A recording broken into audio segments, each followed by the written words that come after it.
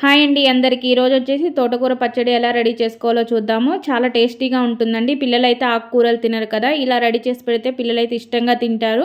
వేడివేడి అన్నంలో కొంచెం నెయ్యి వేసుకొని తింటే చాలా బాగుంటుంది. ఈ పచ్చడి అయితే తప్పకుండా ట్రై చేయండి. ముందుగా స్టవ్ ఆన్ చేసుకొని కళాయి పెట్టుకొని అందులో ఆయిల్ వేసుకొని టేస్ట్ సరిపడా పచ్చిమిర్చి, ఆవాలు, ధనియాలు వేసుకోవాలి. వీటితో పాటు తోటకూర, కొంచెం చింతపండు, అలాగే టమాటాలు వేసుకొని బాగా ఫ్రై అవ్వనివ్వాలండి. ఇవి ఫ్రై అయిపోయిన తర్వాత మిక్సీ జార్ తీసుకొని ఆ మిక్సీ జార్లో టేస్ట్ సరిపడా ఉప్పు వేసుకొని మొత్తం బాగా మిక్సీ పట్టేసుకోవాలి. తర్వాత తాలింపు కోసం స్టవ్ ఆన్ చేసుకొని ప్యాన్ పెట్టుకొని అందులో ఆవాలు, జీలకర్ర, శనగపప్పు, అలాగే పసుపు, ఎల్లిపాయలు, కరివేపాకు, ఎండుమిర్చి, వీటితో పాటు ఉల్లిపాయ ముక్కలు కూడా వేసుకోవాలండి. ఉల్లిపాయ ముక్కలు బాగా ఫ్రై అవ్వనివ్వకోకుండా అప్పుడు మనం తీసేసుకొని ఈ పచ్చళ్ళలో వేసుకోవాలి. చాలా బాగుంటుంది. తప్పకుండా ట్రై చేయండి.